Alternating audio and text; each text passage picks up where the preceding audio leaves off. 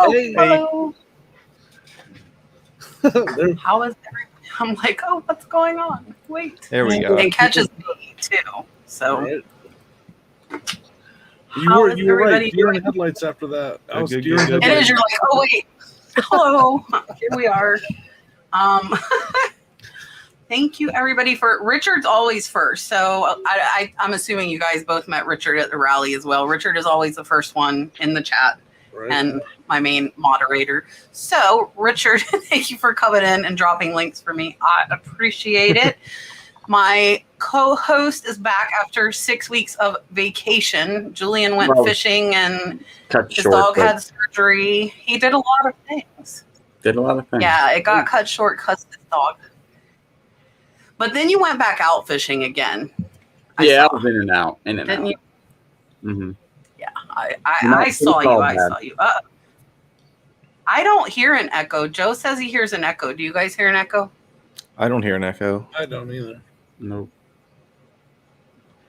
Joe, maybe refresh. Either. What are you talking about? Jimmy has a stuttering problem. Do not confuse that with an echo. No echo, no echo. Listen. So Julian is back.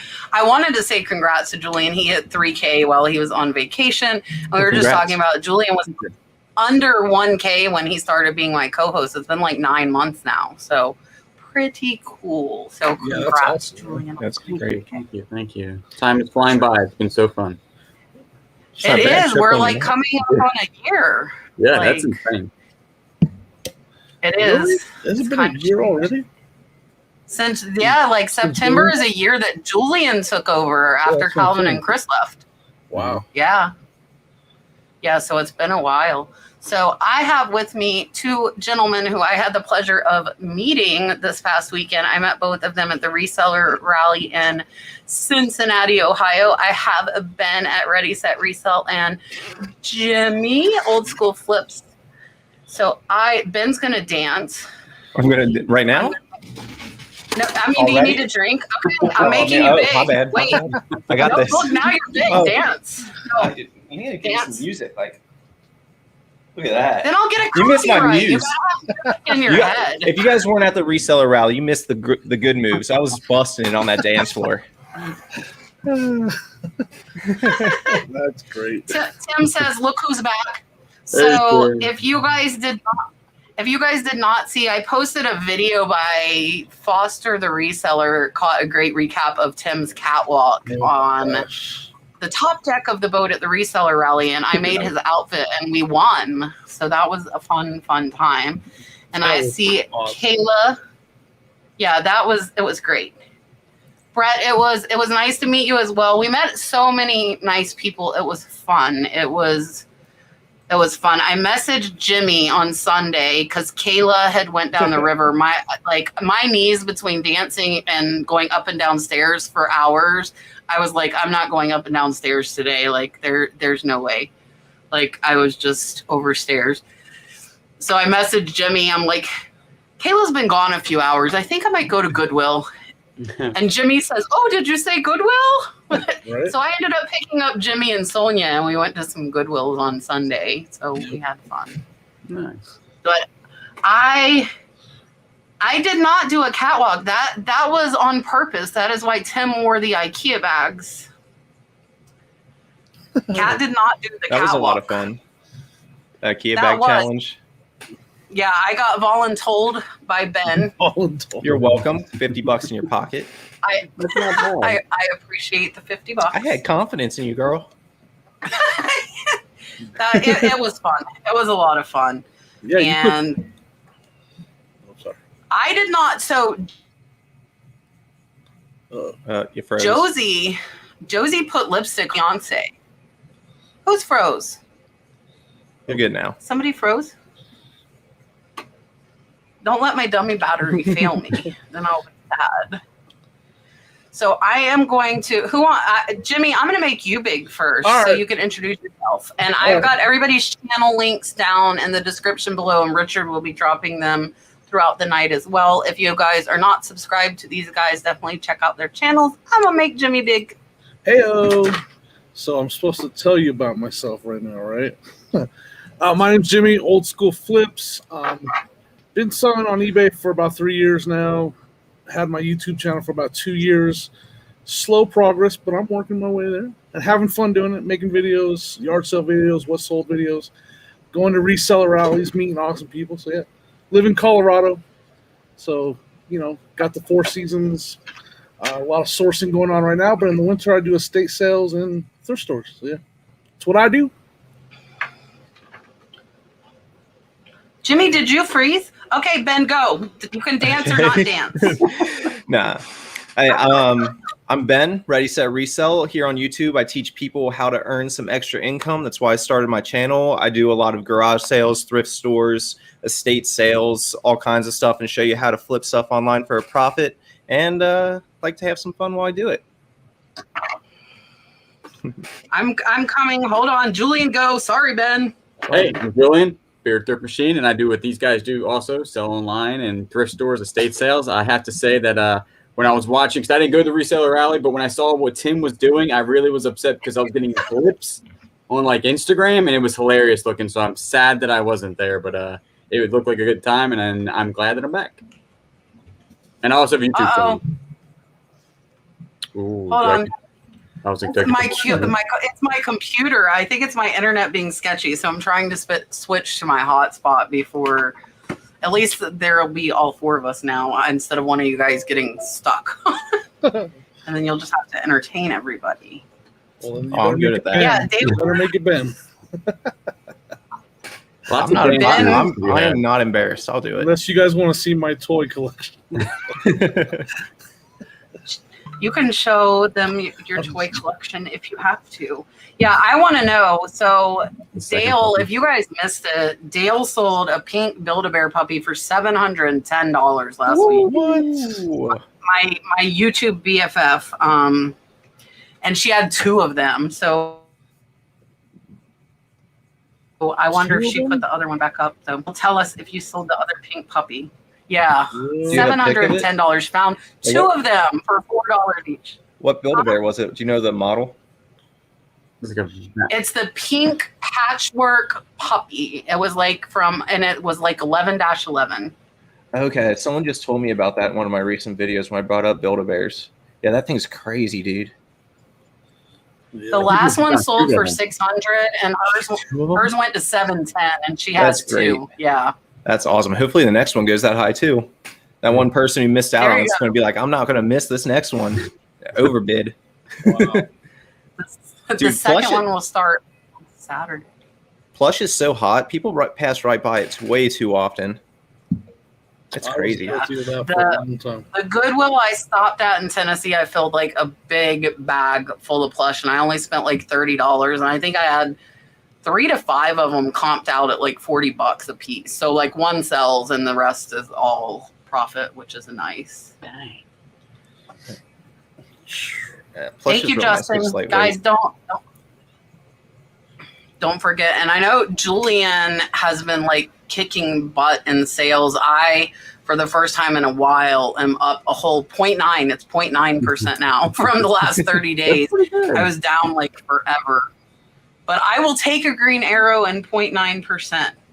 Oh yeah. Yes, it was crazy. It was like I've had like $100 plush, but I don't think I've had any higher than like $100. Found any good ones? Yeah, not that good. My best plush, I found 2 prototype Care Bears. I sold one for just over 400 and one for just over 500, I think. They were around there somewhere. Yeah. I need to step up my plush game because I haven't been close to 100 on a plush. No, mine's like $20. Yeah. I found a Pikachu, I think, one time went for 25. Right. I sold like a denim elephant for like $50 or something like that. That's great. So if you guys ever find the Sonic plush, they go for some decent money too. You can sell them for like 50 and up. Really? Mm-hmm. You know what sold, and it sold in a day for $60. Resell chick, thank you for the super chat. I'm gonna give you your dolphin in like 2 seconds, I promise. I found Mr. Hanky Poo from South Park. $60 overnight. Nice. Fast. Wow, that's crazy. Like, I didn't know that one. Yeah, like I paid $1 at an estate sale, and I didn't comp it there. I got home and I was like, I would say holy, and it would be fitting, but I'm not gonna say it. So, all right, resell chick. Here's your dolphin. Dolphin. Super chat. I want a dolphin. Right. How do we get My a dolphin? dolphin. You make a dolphin, and you go Make it live and use a dolphin. I want to be like Jim Carrey. I was talking to. I was talking. Sorry, pet detective fan here. Sorry. It's a great show. So we can answer, and it might be all different. When you go on vacation, do you put your eBay shop on hold? Yes. Eeny, meeny, miny. I'll say yes, I do. They changed it to where you don't have to change your handling time anymore. It's like it's called like away mode or something like that, and you just go in there and you say when you're coming back and put a little message in there. It worked really good for me. Yeah. You used it when you went to Cincinnati? Yeah, I did. Yeah, I had my store on time away for 4 months while I was down And you in did Charlotte. My main Julian store. hold for like 3 weeks, right? 4 months you put it on hold? Yeah, well, That's it a was. long You can time. only do 1 month at a time, so you have to go in and like refresh it every 20 days or whatever, 29 days. That's good to know. Mm-hmm. I went on vacation, but I left my husband here to do all the packing, so I did not put mine on vacation mode because stuff still ran as usual while I was gone. Ashley is watching on Facebook, so we're streaming on Facebook too. Oh, that's cool. So hello from Florida. Right, yeah. Yeah, it gives you the choice. You can either shut your store down Right. or still sell. I still sold, so I had, I came back to like 28 sales, so it wasn't too bad. That's not bad. Is it the same like place, and you decide if you want to like shut it down or still receive sales? Mm-hmm. Yeah, Okay. it gives you the option. Yeah. And before you had to change your handling time now, but they fixed that to where you don't have to do that anymore. I don't know if it counts it down, does it? I didn't if somebody on the first day it's going to be like a 10 day. Yeah, me neither. And then like the last day, would it only say it's 2 day handling? I don't know. But sales definitely went down like Cameron? a lot. How long did it take you, Ben, to recoup from having it on hold for 4 months? Actually, like before sales, or it didn't?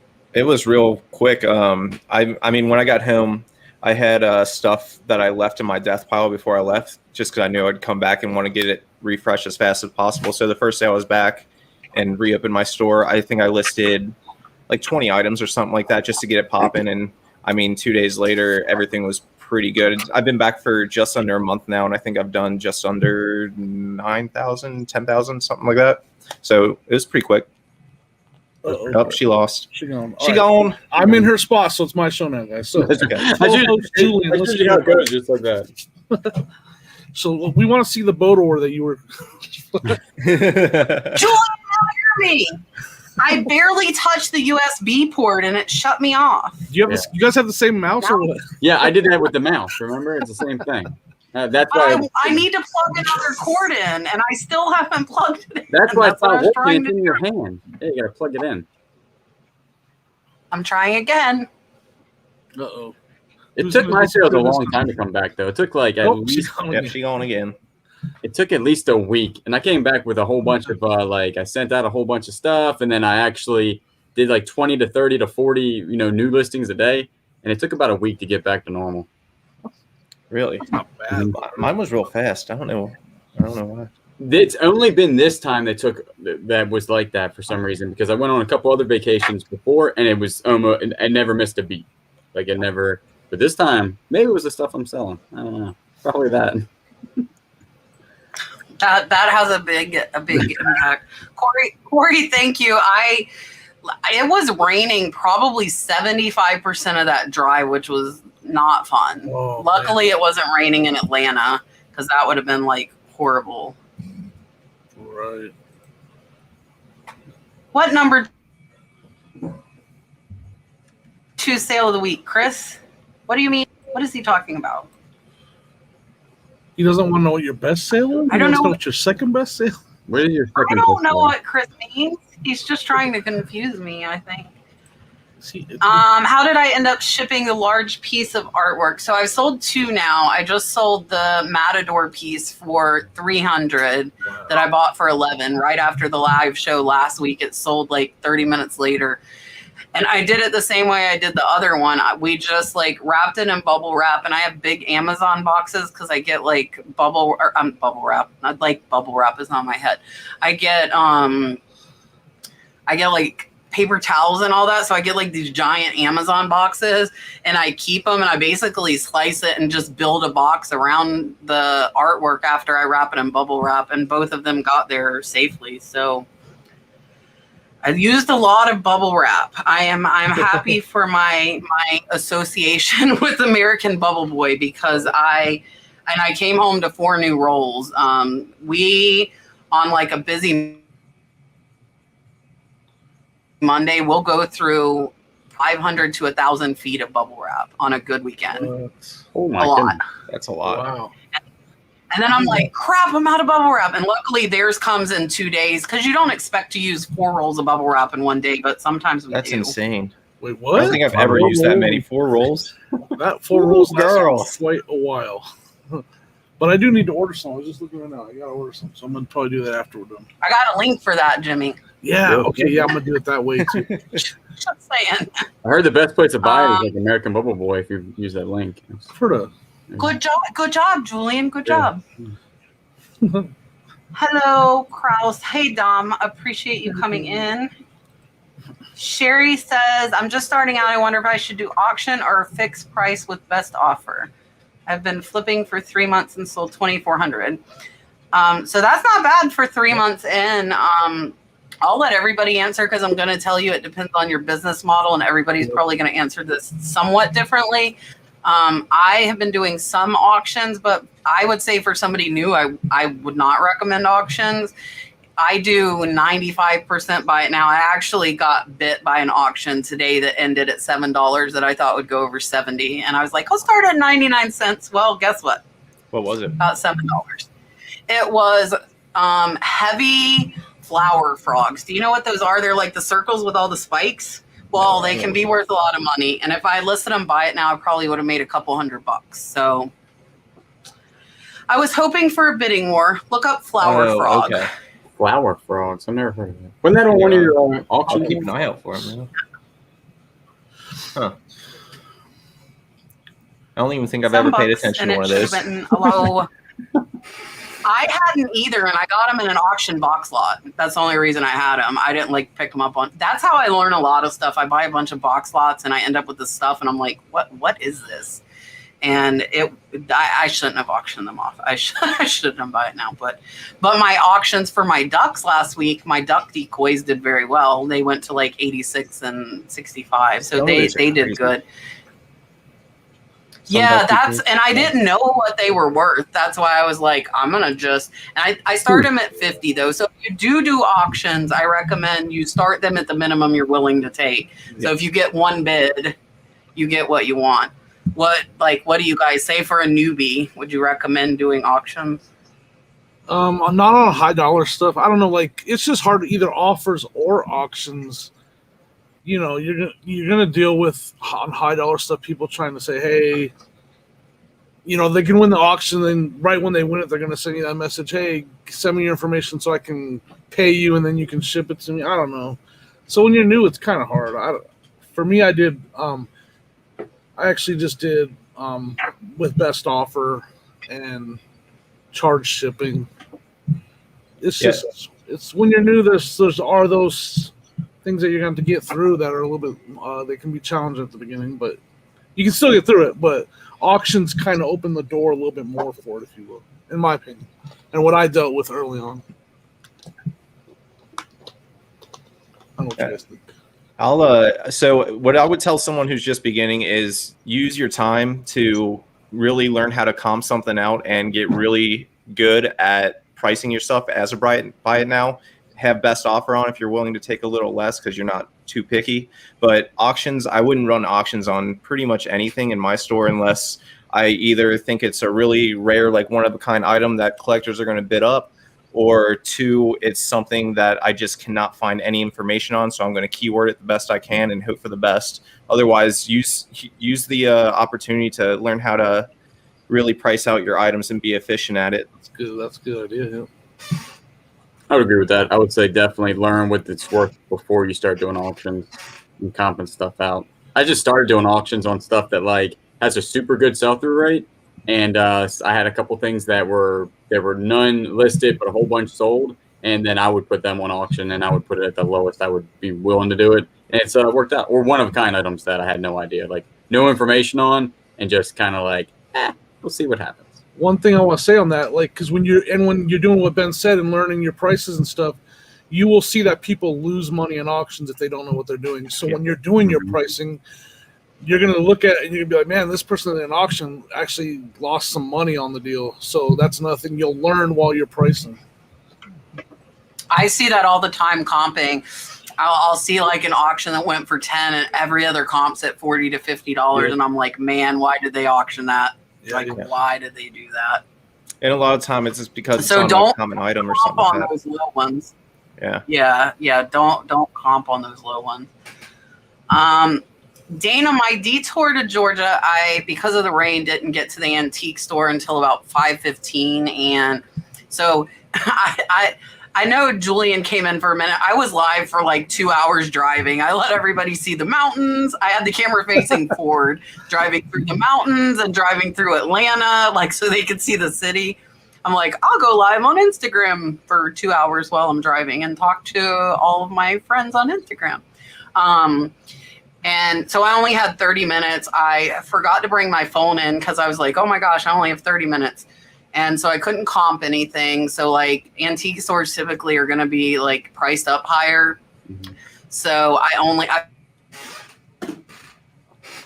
bought 4 things is all I bought because I'm going to pay up if I can't comp, if I don't know for sure that stuff's worth it. So I spent the whole 30 minutes there, but I only got 4 things. So it was a nice stop to walk around. I got a lot at that Goodwill in Tennessee. That was a really good stop. I'm trying to see if I'm missing questions. Did you go sourcing at all while you were in Cincinnati?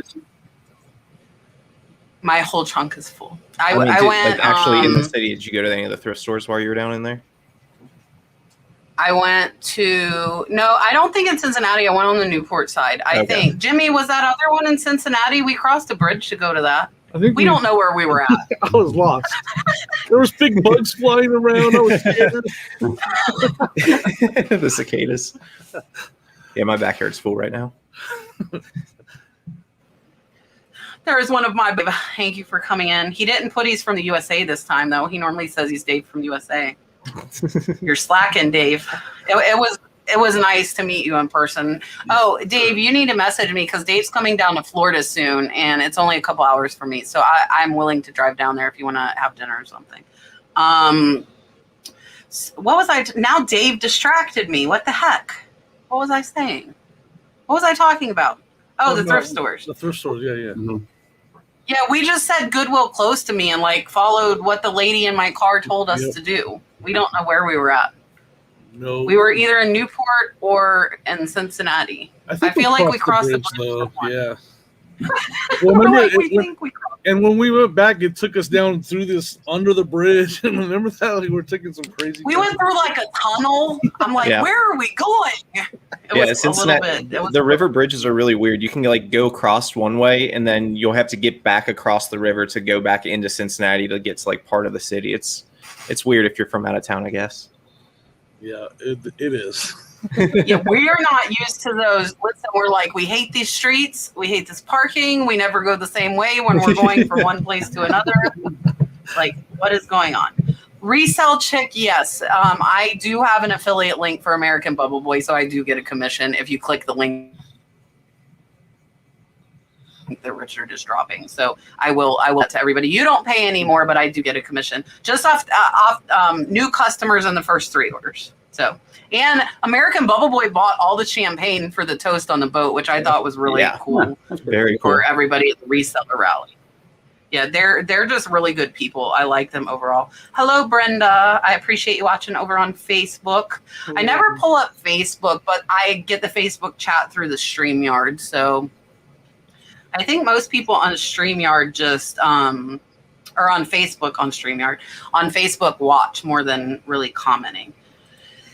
David wants to know, does anyone having a thrifting schedule, do you do it weekends or is it nonstop? Trying to figure out the best formula. Who wants to go first? You can go first. Go. All You, right. Jemmy. Yeah. I don't have a thrifting schedule, but I have I do estate sales. Usually, I am always at estate sales Thursday and Friday, and during yard sale season, I won't be there on Saturday, but I'll be at estate sales on Saturday, and then I try to go to thrifts on Tuesday. So I guess if I have a thrifting schedule, it's Tuesdays. That's when I go hit the thrift stores that I like around here. But I mainly do estate sales and yard sales and stuff like that. So, not a huge. Only when inventory's low, and lately inventory's never low. So, I guess I'll go. I love a good thrift store, so I go thrifting quite a bit. I make sure my schedule from like dropping off my packages is different every day I do it. So like on Mondays when I have a big haul, I go up to one specific post office and then I stop in like 3 thrift stores while I'm over there. Then on Tuesday, I'll usually just hit my local post office right down the street. Wednesday, I go to a different thrift store on the other side post office on the other side of town. And while I'm out there, I hit those thrift stores. And then if I'm ever out running like grocery stores or just grabbing something random, food or something like that, if I'm near a thrift store, I stop in and then I change the locations. I drop off my packages up just so I can hit different thrift stores at different times. And then Friday, Saturday is my yard sale, estate sale days. right, that's awesome. Yeah, I would say that I actually haven't been in a thrift store probably in like 2 to 3 weeks. Ours have been like not that good, and I've been getting all of my stuff from yard sales or estate sales or Facebook marketplace deals. So I haven't really been. I'll probably go tomorrow. Like if I have nothing to do, then I'll go. Like Jimmy said, if inventory is starting to get a little bit scarce, I'm starting to get worried. Then I'll start really going to them. But I really haven't been in them in a while. My last couple of videos that I filmed, I got like 3 things in 8 hours. So Wow. yeah, it's not that. Yeah. The competition's getting a little rough around here. If you watch my videos, I'm not much of a thrifter. I buy like 80 to 90% of my inventory from online auctions because I like box lots and I like getting stuff cheap. And I work so much, like regular, and I have a screaming 2-year-old who does not like car rides very much. So and in the thrift store is the same thing. Like he's getting where he doesn't want to be there. He's not old enough I can bribe him yet with toys. So we're not at that point yet. Hopefully soon we'll be able to like bribe with toys to be quiet. But so I go thrifting really like an escape. Like it's like a mental health day when I go thrifting. Because I only have one thrift store in my town. The rest are all over an hour away. Oh, wow. So there's nothing, because I'm in a little town. So that's why I do the online auctions, because I can buy, a massive amount of inventory. I have to drive 2 hours each way or more, but I pick up, $2,000 to $4,000 worth of inventory in that one trip. Where thrifting, like you're saying, like I could go and not find. I never go and don't find anything. I'm not gonna lie. I always find something, but so I don't, because I still work full time. I work Sunday, Wednesday, Thursday, 12-hour shifts, 15-hour days. So I don't like to go out much. I've been buying, and I still have I still have 45 banker boxes full. I'm looking back in the back of the shed. I still have 45 banker boxes full of inventory that is not listed and a trunk full in my car. So yeah, it's a lot. Well, yeah. So I don't know, like Ben, since we just met, so the shed I'm in now is a 12 by 40 that I bought just for unlisted inventory. Oh, wow. And my office and packing area. Yeah. Because I buy so many lots at the auction, I end up with tons of inventory, and I'm been good. I've been only doing it once every 2 weeks, because I can't look though. That's the problem. If I look, I will buy. Like there's no like, oh, let me see if there's this one home run thing. It's then it goes out the window. Do you do like a local auction house, or do you have like a online store that you always go to and get shipped to you? I use high bid. Most of them I drive. Okay. I'll drive like 2 to 3 hours is pretty typical, like each way. Because where I'm at in Florida, I'm like 2 hours from like Tampa, 2 hours from Jacksonville, 2 hours from Tallahassee. I'm kind of in the middle of all the bigger cities. So I can, kind of go to any of those. I use high bid, and then I've used like proxy bid. I've used max sold. I've kind of like I'm using, and like I said, I try not to look, because if I look, I'll like I have a buying problem. Oh, look, Corey, how do you know where I was shopping? That is the question. I'm just kidding. Corey, it was very nice to meet you at the reseller rally, by the way. It was very nice. Okay. I'll tell you, I went to the thrift with Kevin. Cynthia, I would... Listen, I asked Jimmy. I filled the buggy at like both Goodwills. I was like, she knows what she... My wife was following her around. She's like, man, like I need to learn from her. I'm watching. She already watches her videos. So I'm gonna start watching more, and I'm gonna. Yeah, she had a great time learning from you. Jimmy was following me around, and then Sonia decided she was coming. It was okay. I love teaching. Like that's why I have my channel. Like I'm perfect. You can follow me around the thrift store. I don't care. Like I love teaching. Like that's what it's all about. And I with like the one-off stuff and these toys and like the whole competition thing, like chances that you're going to find the exact thing I find are probably pretty low, but you're going to look for that type of thing and you're going to find, that. So to find the price of a 2-inch marble, I don't know anything about marbles. I know some of the expensive. I would probably try and use Google Lens to like pinpoint what kind of marble it was. George, thank you. George is who told me where to go in Georgia. I'm like, I know George travels all over the country going to these antique places. Like, I can stop at one place. George, tell me which one place I should stop. And it was nice there. I just only had 30 minutes. Listen, do you see, Kevin? That is not nice. It's. So Kayla and I spent Saturday yard sailing with Matt, part-time pickers, Kevin, Commonwealth picker, OBX picker, Philly flipper, who is in the chat, and Kayla's husband. I'm like, the assistant. I haven't seen the assistant commenting in the chat yet. Well, Brenda, so for me, I'm okay with eBay fees. Kayla and I were actually discussing this in the car because I promote my whole store. I have 2,800 items. Every single one of them is promoted. Kayla doesn't promote. Julian, am I going to get it right? I did get it right the first time. Julian, who is next to me, doesn't promote at all either. But I buy at like 5 to 10% of my sell cost. So I have room for an extra 5 to 10% on promoted, and I'm still making 70 to 80%. So I buy so cheap, I'm okay paying the promoted, and but a lot of people don't like it. And now that I do promote heavy, if I were to turn it off, eBay would slap my hand so hard it wouldn't be funny. And I learned that the hard way because they're used to me paying those fees. I'm not scared. My sales crashed. Do you promote, Jimmy? Oh yeah, I promote everything. Every single. See, there you go. You got two of us here saying we do. 2 of them there saying they don't.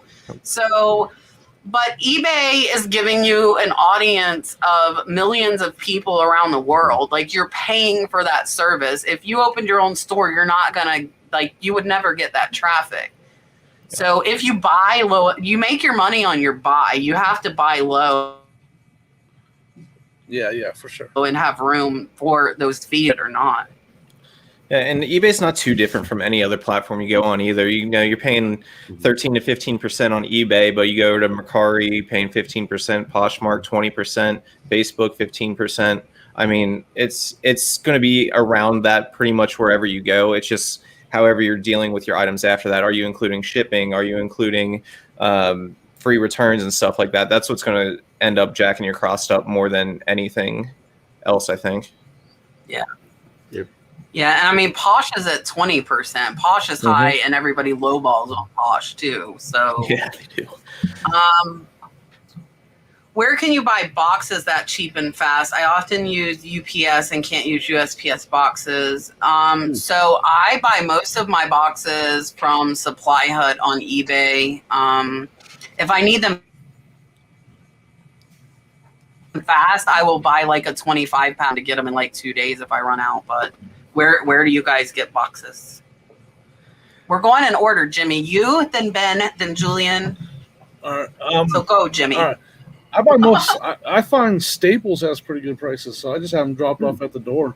Staples.com. I mean, some of them, I have a local guy too, so I use him if they're cost too much on Staples. But I do recommend at least checking it out. Staples has pretty good prices on boxes, and they will drop it off at your door. Didn't know that. I don't know the last time I actually bought boxes outside of like Amazon shipment boxes. I either use the USPS free one USPS free ones. I'll use the eBay coupon to get free small boxes from eBay every quarter. And then if I need like big boxes, I go to old dumpster down the street and go find some. And then otherwise, I'll buy boxes every once in a while for Amazon shipments. If I'm doing some FBA stuff, I'll go buy some large Home Depot boxes just because you can get the heavy duty ones if it's something heavier, if it's like a big shipment of books. Otherwise, I don't buy boxes, or I'll reuse my Amazon boxes. I reuse so many boxes. It's crazy. I mean, yeah, I reuse every box that I get anything in, and those are the first boxes I use. But I like, for first class stuff, I always want to have a box on hand. Like I want to make sure I can ship it first class, so I keep a lot of small boxes. Yeah, I keep 4x4, 4x6 by 8 by 4x6 by 8 by 4. I'm adding it to mention. So 8 by 6 by 4. Listen, 8 by 6 by 4 for my hats. Yep. I'm trying to think, and 8 by 8. Yeah. For first class because I can't use the priority boxes. The only box I buy is going to be 8 by 6 by 4 off of eBay. Everything else I usually find locally. Yep. And then I resize a ton of boxes for like my medium sized stuff. I'll cut down a USPS box, or like for my shoes and stuff. A lot of times I put them in like the flat rate envelopes just because they're shoes. They don't need much protection. I mean, right. Do you, Ben, though, do you do a lot of first class? Like, what do you do for first class boxes? eBay? I do the eBay free ones if it needs it for like hats or small electronics, that kind of thing. Otherwise, on my first class is like clothing stuff, which is poly bags, or small little stuff that I'll wrap in some bubble wrap and throw in a padded envelope. I buy more padded envelopes than any of my shipping supplies. I just buy them in bulk by the hundreds. I'm on the same page as that's what I do. What Troy just said in the comment is the same page I'm on. I don't want the bubble. What did Troy say? Listen, I'm way up. I'm trying to go through. Sent it via UPS, plenty of bubble wrap, etc. They say they received it broken. You're going to have to ask for pictures. I don't know Mercari's like technical thing on filing a claim. I think they have one. If it's cheap, I'll tell you Mercari will typically refund the buyer and give you your money anyways. If it's like 20 or 30 bucks, they'll normally just give both parties their money. Is what Mercari will do. Yeah, Mercari's customer support is super good. Yeah. They are allowing a lot more returns than they used to. I've noticed that. I had somebody buy a $150 kayak that it was like immediate buyer's remorse. As soon as I shipped it out, they're like, I found a better one cheaper. I don't want it. I'm like, and Mercari let them. And I'm like, look at the messages. Like, look at the freaking messages. And they ended up not shipping it back in time. So I got my money. So. Nice. But they told them they could, and I was like, you little suckers. Melissa wants to know, do you think it is necessary to list daily, or how often? You going first? Or Jimmy? Was that, yeah, that's our... All right. I forgot. I messed it up already. Duck, goose. All right. You're going that way. All right. Necessary? for me it is, but it definitely helps. It will definitely help you. You know, it's better than doing like 2 days and dumping everything in there. It definitely helps to list daily. But you could list every other day. It's just kind of what you prefer, but it does help. Yeah. All right. I am really bad about listing, actually. I try to do one listing a day because it does help your store. eBay likes a fresh store, keeps it refreshed and everything. So I try to do one in the morning and one in the evening every single day at least. But usually throughout the week, I'll just have 1 or 2 days of just solid sit down, get this stuff done, throw on some YouTube and list stuff. But I don't think it's necessarily necessary to do. Yeah. But it'll definitely help you out in the long run. Plus, it gets you in kind of a routine and gets you one to move that death pile through. And I'm someone who doesn't really like a death pile for more than a week or maybe 2 weeks. Then I just have to get it out there. I have to list it because it's just getting in my way at that point. You're like Julian. Julian is the same way. Jimmy, Yeah. are you like me? Do you have a giant death pile? I do, but I also I list at least 10 a day.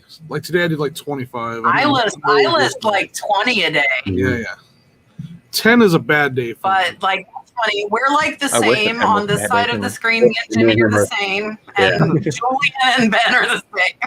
Yeah, I had a huge debt. I What do you wouldn't say it was think, huge debt. I just had like a lot of stuff in my garage that had to be listed, and that's what I did for the last 3 days. I was like, I can't stand looking at it, and I just straight like worked 10 hours, 12 hours, and just been like cranking through it. And now I only have like 50 things ready to roll. So, but I wouldn't say is it necessary. I don't know, but I do like what Ben said about the routine. If you're doing this, especially full time, getting into a routine of what you do is like really important. Yeah. Because I've had sales where I don't list on a Friday, Saturday, Sunday, and I still get really good sales all the way up until that Monday or Tuesday. So, Yeah. I try and list daily. I just think like the movement in your store, even like changing prices. I have sales running constantly too, but I didn't list at all like while I was in Cincinnati. And we had our day, a $500 day, and then we had an $11 day on Saturday. Everybody was sleeping. I don't know what happened, and then we had a $300 day. So that's with no listing. So I don't think you have to, but I think it helps. I would list as often as you could would be my suggestion. yeah. Where are the best places online to find box lots? I don't know if Jimmy, do you buy box lots? No, I haven't yet. Never have. I bought a storage locker. Ben, you're a go out, right? Boxes in there. I know. I don't know. Ben, do you buy box lots? I have in the past. I've done auctions. I've done pallet buys, and then I buy wholesale online if you consider that box lots. But as far as like auction stuff, not too often. I usually use High Bid. That's I have a local one, and their prices were super high. Yeah, before that's a bid. Yeah, High Bid's been pretty good. Yeah, High Bid, Max Sold, Proxy Bid. Just search for auctions near you, and you'll learn really fast which auction companies offer box lots and which are trying to get the most money and selling individual items. Like I can tell by the first page of that auction, I'm like, nope, I don't want it, because they're separating every little thing out. Not always. Sometimes I'll scroll the last. My favorite auction, like they don't put any value in like the glass and breakables, so they put all of that stuff into box lots, and I find $100 items regularly. Wow. So I love it. So I like finding the ones that don't see value and stuff that I know has value, and then I get a box for like $4, and I'm like, okay, with $200 worth of stuff. So I would just search for local auctions. Yeah. Kraus House, Sift, and Thrift. Do you guys have certain profit margin you need to make when you buy? I don't. I mean, I do, but I don't. Like, I'm not real strict about it, because I'll buy like lots that I know maybe each item is only going to make me $5 or $6, but it all adds up, so I don't really. On an individual item, I guess I do.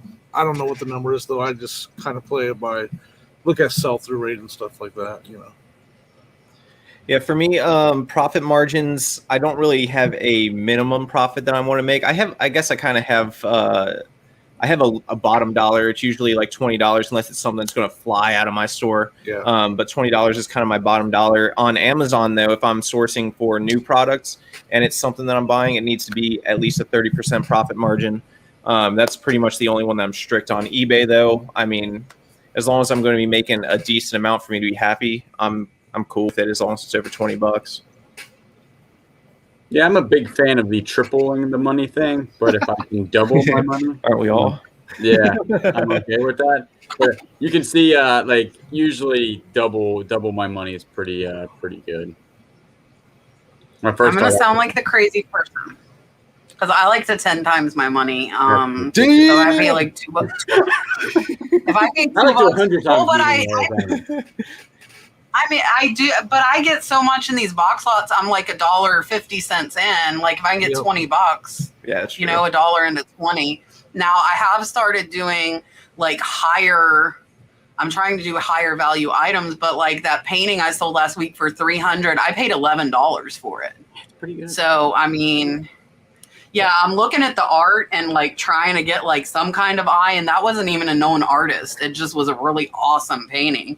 And I'm not scared to ship anything. I think everybody knows that. Like I shipped out 2 wheelchairs, you know, so whatever. But I try to 10 times. But if it's like I'll pay 20 to sell it for 50 if it's going to sell fast. Yeah.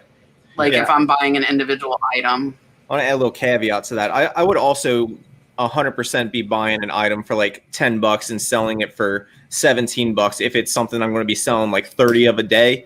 Dang, I'm going to hop on that for sure. Like it all depends on the items you're buying and all that kind of stuff. I have no problem with going quantity over quality sometimes if it's something that sell through is like insane.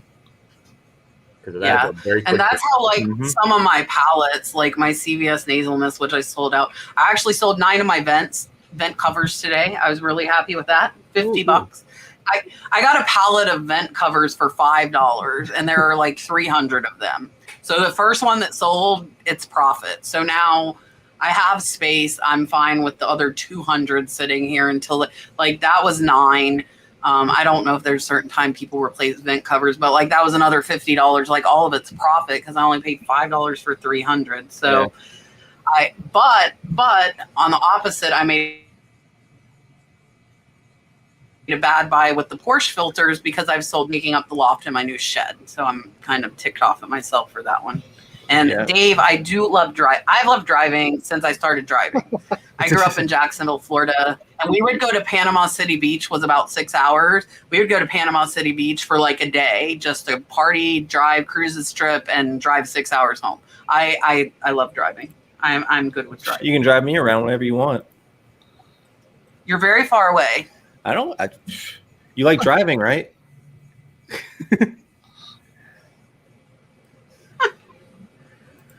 Just common chauffeur. Yeah. I'll sit in the back. I'll drink, but take me to Goodwill.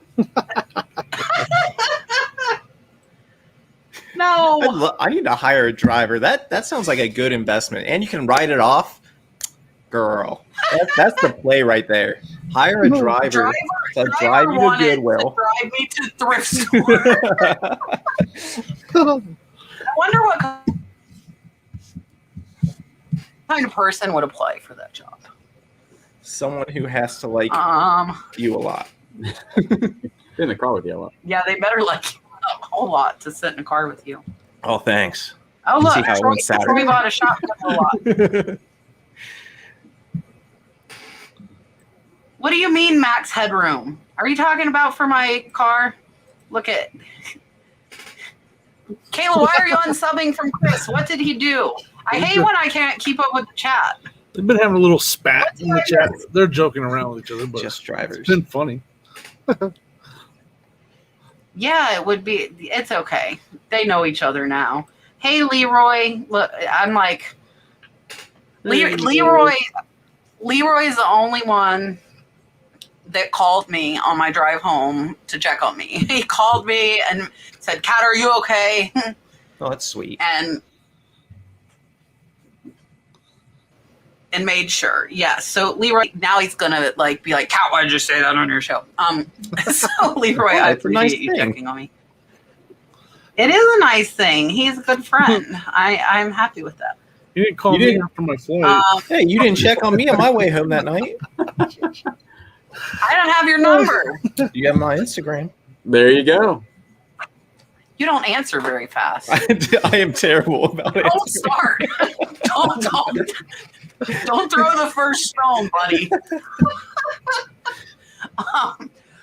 Marcia said she shoots for 5 times. Marcia said she like got a bunch. So her mom works at like my absolute favorite thrift store. It's like an hour away, and Marcia's mom volunteers there at my favorite thrift store. So I did like a thrift with me video, and she's like, "That's my mom's thrift store." So now her mom watches me too, which is pretty cool. But I love going there, and she got a bunch there. 5 times, I think. It depends. Like I wouldn't spend $3 to make 9. I think you guys got to look at that too, like how much you're spending. You think $3 to make 9, but $5 to make 15 is not. I don't think that bad. Does that make sense? 25 to make 75 though? If it was fast, Yeah, I would. because I can get so much cheap. Like I would have to have it fast. I probably like if it was slower, and I do a lot of like collectible one-off stuff that is longer tail, so it sits here. So I like with $75 items, like I'd probably top out at like 15 for something that wasn't gonna sell very fast. Yes, hit the thumbs up, guys. Put the thumbs up. You guys are chit-chatting too much. That's good, Lorraine. Yeah, that's pretty good. $5,800 for 3 months is decent. All auctions though. But see, if you've got to find those right items, like you've got to have the right items, or you're going to be. That's why I normally say that. One off. 3. Whoa, is that what you were asking me, Ben? Whoa. No, I wasn't asking. You just said you wouldn't pay $3, make it into 9. That's a 3 times profit. I was just wondering if you'd pay the 25 into 75. No, I'd probably do 25 and 100. I'd do like 25 into like 250, right? That would be Yeah, if those numbers That we're sounds looking much at right better. there, I definitely would want to make sure it's going to sell fast. And even then, I'd still be like, "Oh, 3, I'll give you, I'll give you 2, and 5, I'll give you." Oh, Kayla for the save there. I just answered that. I could have got picked up by some lunatic or some creeper, little old me out there by myself, wandering around weird old Cincinnati. I'm not used to this. Who do you think I am? Oh. I know the local Jen kid. wants to hire somebody. So I'm going to tell you guys what has like kind of transpired. Julian knows, Kayla knows because I talked to them.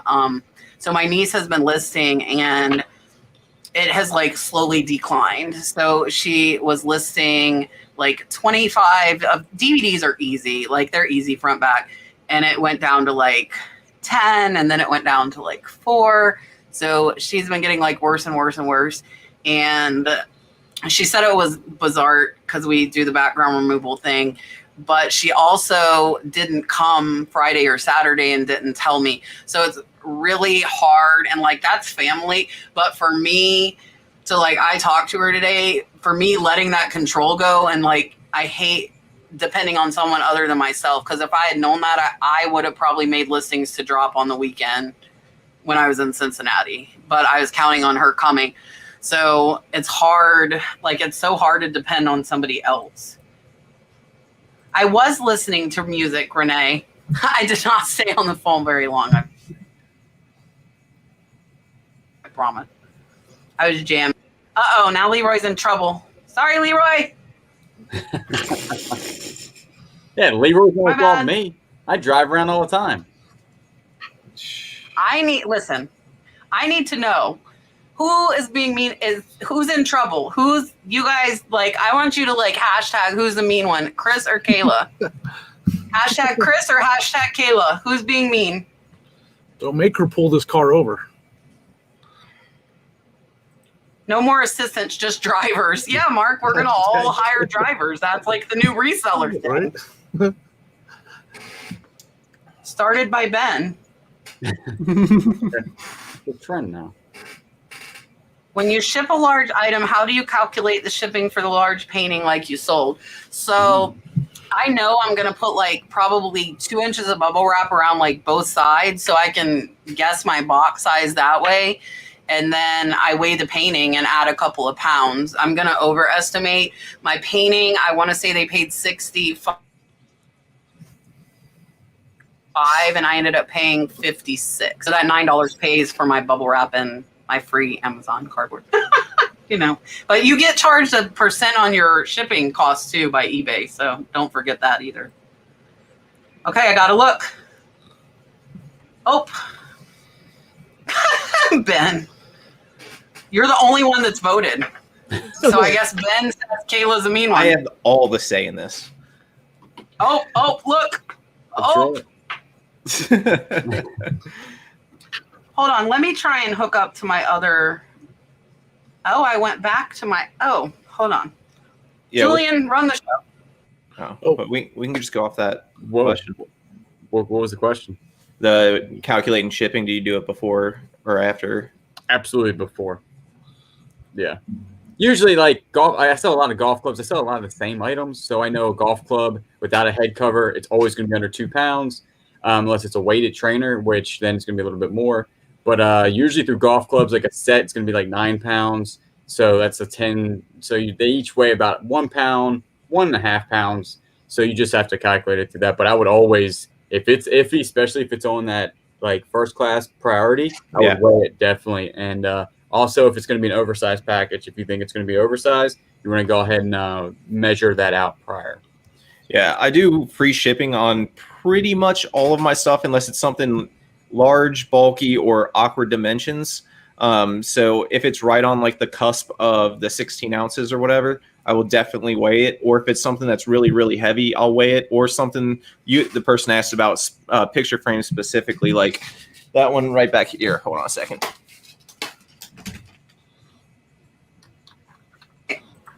Let's see. Like this guy right here.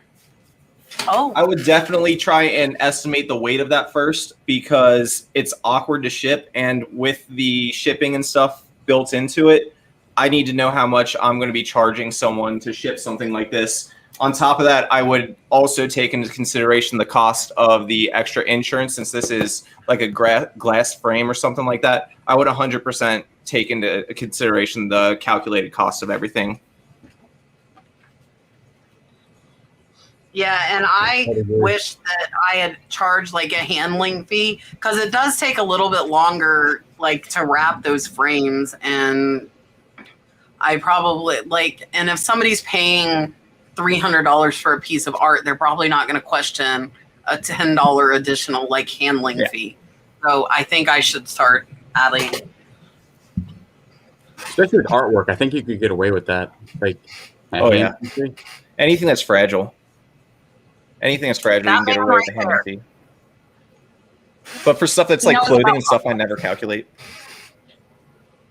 Yeah, I have a couple of videos on golf clubs. one or 100 hour videos that I have. There's a lot. Julian's been making bank. Dude, there's he has been making bank on golf clubs. That's did really good on golf check head covers. Your coverage out on that. Yeah, here's a question for Ben. What? On the Canon printer, I built $100 for shipping into the Canon printer, so I listed it for $899, $900, and I built that $100 cost into there because that's how much it would cost me to ship it from Ohio to the southern tip of California. I just typed in the area code and estimated it out. It would be a little under that. I also did a handling cost because I had to pack it and stuff. I mean, I didn't have to, but you guys saw the video. I had to make it look nice. If they paid that much, yes. But yeah, I don't know though. I don't think my painting boxes look very nice for my $300 painting. I Frankenboxed the printer one, but I mean, I still made it look decent. I mean, they're getting a $900 printer. I want to make it look the best I can with the things that I have available, but it was still a Frankenbox. And they gave me really fast feedback, which was great because I wasn't worried about a $900 return. That's right. Yeah. Do any of you go to the Goodwill Bends? I've only been a couple times. I have. I just don't go a lot. I haven't done great there either. But I don't do a lot of clothes. So I'm looking for toys. I found a couple toys, electronics, but never done great there. Yeah, we have one bins in Cincinnati. It's a really small one, and it's by the auction house. So it's pretty much all the stuff that doesn't sell at the auction house. Our Goodwill has an auction house, and whatever doesn't sell there, they kind of throw in the bins. And if it doesn't sell at the bins, it goes on a truck and gets shipped overseas. But we also have like a St. Vincent de Paul bins here that opened up like within the last year that does decent. But the bins just aren't my style, man. Someplace I've been to like the Indianapolis bins, and people get wild there, man. These people like walls are like 3, 2, 1, go, and everybody just rushes it, and they're throwing bows, and you got some heavy metal music like da da, throwing bows. Man, it's crazy. That's how Denver is. Denver's same way. Denver's crazy. But I mean, it's not always like that. I've also had plenty of times where I've walked into bins and just had my day of picking, but it's just not my style. I'd rather have stuff laid out on the racks for me, just for me to flip through real fast. I'm not too much of a digger through the clothing. Cincinnati's pretty good about stuff that goes into the thrift stores first and then gets transferred over to the auctions and then the bins. We don't have one near me, so every time I go on vacation where there's one near me, I like in that area I go, and I killed it up in like Asheville or something on golf clubs. It was ridiculous. I guess nobody walked in there and knew what a golf club was because they had a ton of good ones. Wow. And they're only like $1 at the bins. It was pretty good. But no, I would go if I had one close, but I don't.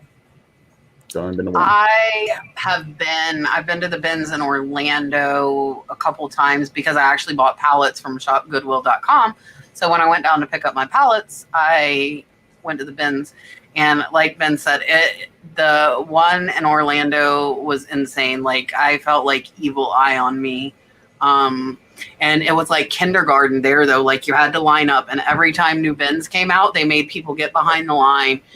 And that's a little too stressful for me. The one in Ocala, I was more comfortable with, and I bought a bunch of linens because a lot of people don't look at the linens, and like I do well with like vintage linens and like throw blankets and stuff. So I got like a whole shop. I got like 60 pounds of linen, but they closed for COVID and have not reopened. So I haven't been to the bins in like a year and a half. So yeah.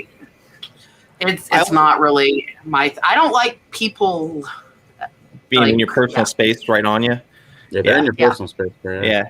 But I don't want to like turn people off of bins too. There is definitely profit to be made at bins. Like look at some of the other YouTubers. I mean, that's all they do is bins, and they do crazy good at them because theirs aren't stressful and stuff. I would definitely say go check yours out. Also, while I was in Charlotte, they had a very good Amazon returns bin store, and I loved that, man. They had a great one there. Cincinnati has one. I do okay at it. It's not like something that I go to often, but I mean, some of those can be great as well. I mean, I don't want to turn people off a bit, but just be prepared. If you are in like a populated area, some people can get crazy, or they're like working teams where everybody's just scooping piles of clothing into bins and then taking them over, and somebody else is sifting through stuff. It's crazy. People got whole systems. I was going to say, that's what we ran into when me and Kayla went up there, is that there was a team in there that was working. There was 4 people. So they would drop the new bin off. They would grab all the clothing and they would run to their cart and drop it. Then one would sort. And I was like, dude, this stuff I sat back and just watched. I was like, this is insane. Now, when I went and I picked up in New York City with a lot of Josh at one time, and there was a team of people up there, and they had it coordinated, man. They were on top of it. I mean, props to them. They had it down. But like, as someone who's coming in as a solo show, I mean, it's you don't have a chance. Yeah. But they left like $500 worth of golf clubs in the corner. I was like, I'll go over here. They can't throw those in a poly bag. That's why. I'll tell you what, there was a team in there, and they were doing a really good job. They had it down pat. So good for them. I mean, we have 2 in my area every time I've ever gone. Also. Oh, no, go ahead. Go ahead. Just the 2 in my area every time I've ever gone. It's like it's always 3, 4 people deep waiting around the bins to get to them. So I mean, it's just like it's definitely. You got to be ready for that. You got to be ready for people in your personal space and stuff, like you said. Ben, do you see that question for you? I put up. I don't know if you answered in the chat. Yes, I am back home in Cincinnati. I've been home in Cincinnati for about 3 weeks, just under a month, between 3 weeks and a month now. Made the transition really smooth, and yeah, I'm back from Charlotte. Even though Charlotte was awesome, I loved it down there. But I'm happy to be home for a little bit. You're close by me. Cheryl likes your beard. See, your beard picking work. See, that worked. It I did. told you, give me. I had to Show them. Yeah, there you go. This with an antique piece of wood from a ship, Queen Elizabeth. They call that a boat oar. That's what that. It'd be really hard. I need another one. Be like a good set of chopsticks. Mhm. Should have bought the second one. Yes, it did. Ready, set, sub. Red button down below. Actually, you'd have to click on my channel. But still, if you're not subbed to Nurse Flipper right now, go down low, hit that red button, make it turn gray. It'd be great. It's free to do, and she gives you lots of information. Do it right now. Okay, you're hired. Yeah. How much did that cost? Jackie says, when I list an item, I always put ship with priority, so insurance will be included, but customers will choose the cheaper ground parcel rate. They don't get to choose the rate, do they? Not unless you add a secondary option. If you add a secondary option, they can pick, but if you don't add it, then no, they should not be able to choose it. Does anybody know anything different from that? No. I don't think they can choose a cheaper one. I think they can choose a more expensive one if they want it faster. When you start getting into like the business account stuff and you start having like a business shipping program or whatever, there's other stuff there that you can choose, but not for like the smaller account. Not for what we're doing. Yeah. Marcia, that is amazing. She's telling me my favorite thrift store is expanding, that they bought the building next door. What? You'll have to let me know. But I found an auction I love, and actually they don't have one up now because I did check, like I need to with my trunk full of stuff, but I happened to check last night. That the auction house is right by my favorite thrift store, so it's very convenient. Picked up a trucker hat from a closed down stop club, none on eBay auction or buy it now. Trucker hat from a closed down strip. I would try to put like the brand name and like the specifics, like if it's mesh back, if it's snapback, and try to find something similar first. Try to get an idea of what you have. Definitely if it's like K product or K brand, mesh back or full mesh, stuff like that. Just put in the description without the brand, actually the actual logo on it. Just put the brand, mesh back, snapback, stuff like that, and get an idea what the style hat is selling for. And then then it's all about the logo on it, what the brand, Yep. But do a little research for sure. Yeah, I'd say research it and then find some that are similar, just like he said. And that's something that, even though it is something that is more one of a kind, I don't think a ton of people are going to be looking for it within like a week's time. So it's not something that I would really want to auction because I don't think there's going to be many eyes on it. So I would just set a buy it now price that you would be happy to get for it and let it roll. Yeah, I was going to say the same thing. I don't know how many people would be looking for that in 7 days. Hats are something that when I comp and I price, I see auctions that lose out on a lot of money when I'm pricing hats. So be careful with a hat auction. Is your kitty coming to see you, Ben? I don't know. She's trying to. She's just staring at me here. Hold on. She's down there looking at me. Like, hello. Yeah. Hello, guys. Pay me attention. Yes, on Shop Goodwill you can search by location, and you can put pickup only, and you can see what your local Shop Goodwill has that is big, and a lot of that stuff is money stuff. I've seen like stereos, I've seen like high price bikes on there pickup only. Like you can search for your local Shop Goodwill and see what they have, and you can filter it by pickup only. I don't have any Shop Goodwills that are within an hour of me. The closest are 2 hours away, so I don't look at that.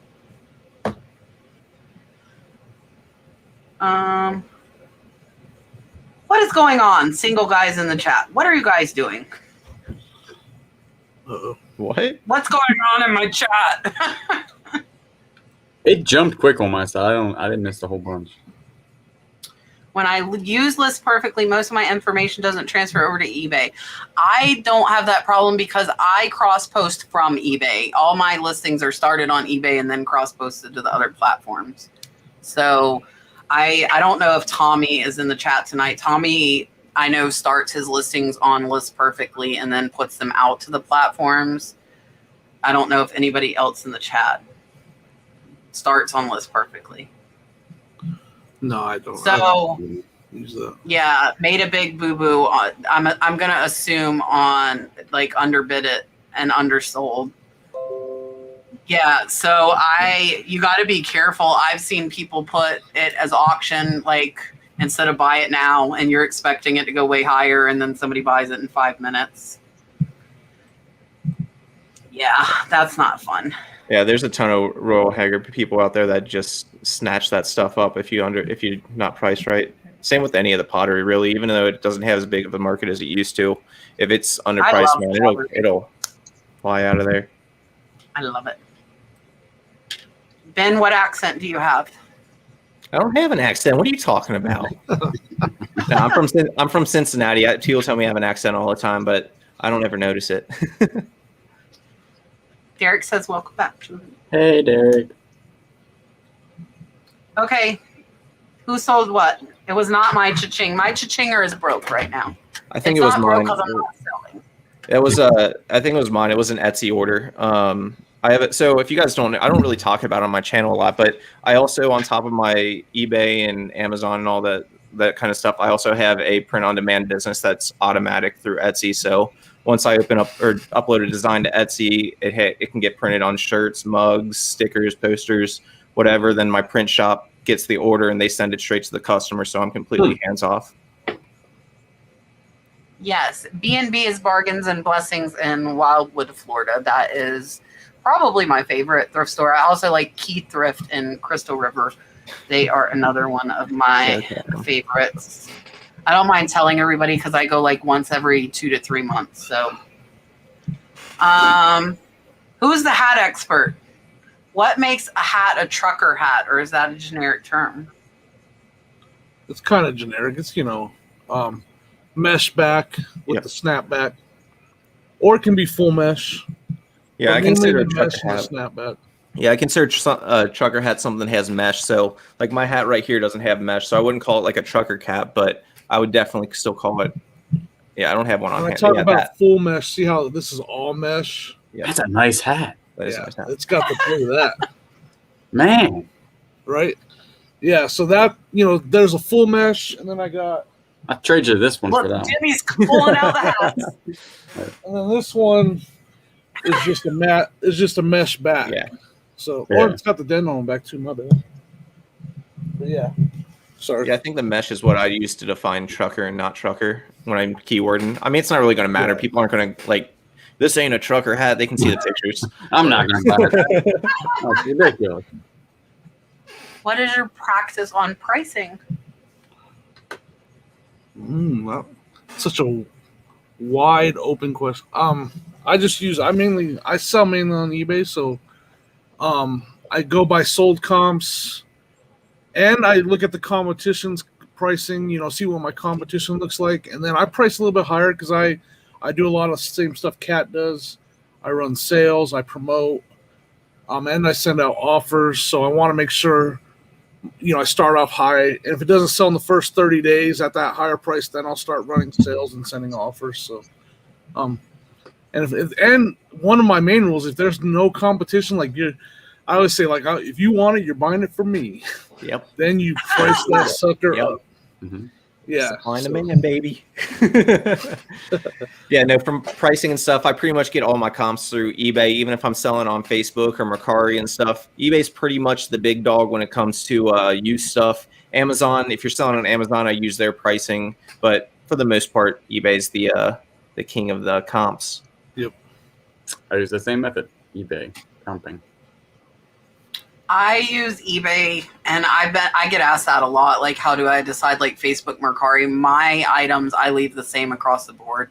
They're the same price on eBay, Facebook, Mercari, and Posh. I used to price up for Mercari and Posh because I get a lot more lower ball offers. But I was like, now that my mom cross posts for me, it's too, I'm not going to tell her, Mom, increase the price. They're all the same price.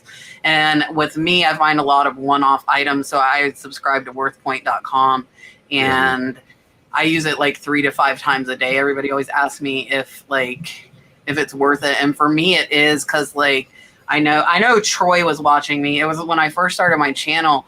I bought an old like 70s or 80s trash can with a bunch of rolled up posters. You couldn't see what they were. The auction house too lazy to look at them, which I love. I'm fine with crappy pictures on auctions. And I had 2 Smokey the Bear posters from the 1970s, and there were none on eBay to be found. And I comped them out on WorthPoint. They sold for $350 and $450. If I didn't have that, like, what did I, and I put it at 100. If I hadn't used WorthPoint, I wouldn't know. Like, people are willing to pay $300, $400, $500 for these Smokey the Bear posters, and they sold within like 2 weeks, and I wasn't even $1 into them, which was nice. So if I can't find comps, and like Jimmy was saying with the hat too, a lot of times if it's like one-off stuff, you're not going to find the exact same. So like for me, if it's like a destination thing, like the name of the club or whatever, I would search to see what like other like souvenirs or memorabilia from that place, because you'll know if they're selling high or not, like in the demand. Look, we're talking about strip clubs across the street from Shop Goodwill's now. There you go. Go thrifting and stop by and have a little show. Josh on Facebook says, do you do anything to get additional feedback? I've sold quite a bit recently, but no one leaves feedback. I don't do anything additional. It's just what I do 1 day handling, and I always try to actually ship the same day. So a lot of my feedback is like says arrive fast, ship fast shipping. And so that has helped. So I don't do anything differently, but that's the thing I do to really, and then obviously make sure you're, cleaning, sending them a good product. Don't clean it. Don't waste your time with it. No, but shipping fast helps. I'll tell you that. When you ship faster than what eBay said, estimated, it helps a lot. A lot of my feedback says fast shipping. So that's one of the main things that's helped me get a lot of feedback. Yeah, I don't do anything extra either. I do have in my listings, I have like a layout that I copy and paste, and at the bottom of it just says we strive to provide best customer service, and we appreciate your feedback or whatever. But outside that, I don't send messages. I don't send like reminders or anything. I just do everything the best I can. And then, like he's saying, that a lot of people love when stuff gets there fast. So the faster you can ship it, if someone orders something and you're like in the middle of packing, just go pack up their stuff and send it with your orders for that, because they'll love that. For sure. Yep, I agree. Fast shipping is most. Yep. I get quick. And then, accurate descriptions too. Yeah. Accurate descriptions. Yeah. A lot of mine says better than I expected, so that means I'm taking really bad pictures. Or you're making really good descriptions. Yeah. But I would say fast shipping is probably the best way. Yeah. Kat, do you clean your stuff, Kat, or what? What's up with that? I do not clean anything, and I do not do descriptions. Okay, just a side note. And if anybody who watches me knows that. I will clean some stuff, but it's very rare. I was putting cards in for a while, and then I was like, why am I even doing this? So, I have 99.8% feedback. I've never looked at my Facebook feedback. I don't care. I never look at my Mercari feedback. I never look at my Poshmark feedback. People are still buying. I got a negative while we were up in Cincinnati, and I was like, what the? And it was in another language, which I guess it'd be kind of good because nobody can read it unless they want to go translate it. Right. But it was a broken figurine that was $200 if it wasn't broken. I sold it for $14 and had 5 pictures of the damage. And I ended up, I didn't even translate. Kayla was with me. I was like, what are they? I'm like, I have 5 pictures and this unbroke is $200. I guess they thought I was a dum-dum selling a $200 statue for $14, but I was not. It was, damaged. And the thing that sucks for them is they were international, so they paid for international shipping. But I said, please write me in English. So they wrote and they said, this has damage. You didn't disclose it. I was kind of a smart aleck. And those of you that really know me know my customer service leaves a lot to be desired. I don't tolerate ridiculousness very well. And I said, oh, well, it wasn't glued back on very straight in the first place. Now you can straighten it out. And that is exactly what I said. I am not kidding. And anyways, they left the negative before or maybe it was after. Anyways, today I was going through the feedback and I'm like, but they ended up writing me back. I said, if you look, like my title says read in capital letters and there are 5 photos of the damage, like it wasn't like, that wasn't a surprise. And it was badly repaired. That's why I was like, seriously, like now you can glue it on straight. But I sent them a feedback revision today and they changed it to neutral. I was very surprised. I was like, yeah. So now I don't have a negative again. Haha. So see, it didn't hurt me. My comment. Danny wants to know, Ben, what did you pay for the Roughwear dog jackets you brought way back? I jumped in, made a bad buy at 20 per jacket at the thrift. So far, I've sold one for 45. On the big buy that I did, I spent $4,000 at the thrift store, and I think after averaged everything out, it came out to about $8 per item, somewhere around there. And I've sold through pretty much everything. Everything new I sent to Amazon, and that stuff flew off the shelves. And then I when I got returns from those or anything that was without tags or had like dog hair on it, sold on eBay. And that stuff took a little longer to sell, but it still wasn't bad. I ended up making like $20-something thousand on that deal. It was pretty good. Yeah, that's okay. That's decent. Yeah. Random chick picker who was at work and not supposed to be watching us. So Thank you. I want to say first, thank you for watching. She said she normally takes Tuesday nights off just for our live show, which is awesome, but she had to work tonight, so she's sneaking and watching us from work. I have been picking up almost every cross-stitch framed piece if it's cheap. I picked up another one in Cincinnati when I was with Jimmy. I paid $2, I think. It was from 1981. I actually have them there. Wait, right there. There are 2 frame cross stitch that sold on Facebook Marketplace that are going out tomorrow. They sold for 20 each, and I'm $1 in. And like cross stitch doesn't break, so it's not like shipping something with a glass frame. Like those are pretty easy to ship out. Pretty easy. Did somebody get Bree out of my chat? I hope. She's not allowed here. Richard, where are you? I saw that name timed out. Okay. Well, hide them if they come back from the channel. Goodbye. What platforms do you use? Pirate Ship? Do you choose seller pays shipping? How do you get around paying the shipping label? Like on Mercari. I mean, I actually only really sell on eBay, and I use Pirate Ship when needed. I mean, that's all there is for that. I mean, and now I do a flat rate shipping. I have a scale right by me when I'm listening. I usually just figure it out in my head real quick, and I do a flat rate shipping. I think that's, and I haven't sold on Mercari in over a year, so that's kind of where I'm at on that. I do pretty much everything through Pirate Ship. Mercari, Facebook, obviously eBay. I do pretty much everything through Pirate Ship just because I like that I can charge it straight to my credit card and I get the credit card points and then I turn those points into money. So that's why I do it there. Yeah, I could do it straight on the platforms, but it's just easier to have everything in one place at the end of the year. And then, yeah, I pretty much always do it. I don't really use prepaid shipping on any of the platforms.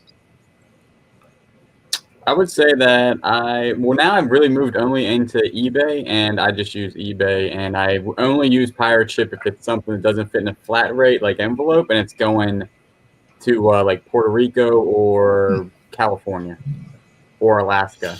That's something I can save some money on. But other than that, I really don't use Pirate. I haven't used Pirate Ship in probably a month. I use all of the prepaid labels on all of the platforms, and I do buyer pay shipping on all of the platforms. Though I occasionally on eBay, if the market commands it, and like every other item like mine is free shipping, I will do free shipping, like on some of my T-shirts and my hats. Sometimes, if like every other one like it is free shipping, but it's typically first class, and I will use Pirate Ship on like small heavy stuff. like those flower frogs were 8 pounds in an 8x6x4 box. So that's perfect That's crazy. pirate ship. Made of lead? Cast iron? Well, they were cast Gold? iron. Oh, okay. Did them on gold? Did you sell $7 gold? Kayla gets the people using the very, very not nice words, and Kat gets Jesus people. That is correct. You know? Embrace the hate. I hear you talk about pottery a lot. Is that a mistype? Because I don't know who Harker is. Yeah. I don't know that name. Hi, Jake. So, Jake, I have to tell you, they thought that Kayla's husband was you at the rally. Somebody said, hey, Yakov, to Kayla's husband. So you were there, Jake. You were at the rally. Hope you had a good time. Yeah, did you have a good time? You didn't even know it. Julian, you want to rattle off your 4 name brands you normally rattle off? Bingo. Ping, Callaway, TaylorMade, and Cleveland or Titleist. I just sold, right here, I just sold $250 worth of TaylorMades. They're my favorite. Scotty Cameron. Scotty Cameron. That's so. It's the only one I know. Yeah, Scotty Cameron for putters for sure, but I've never found one. Mike, that sounds like a competition, and I like competition, so I might have to go to both key thrift stores on the last weekend of the month. I don't know if you'll beat me there, though. Now it might be on. Hey, what are you showing us, Jimmy? I'm going to make you Cameron big. head cover. Oh, There's a head cover. Yep, I got that listed for that head cover is listed for $45. Yeah.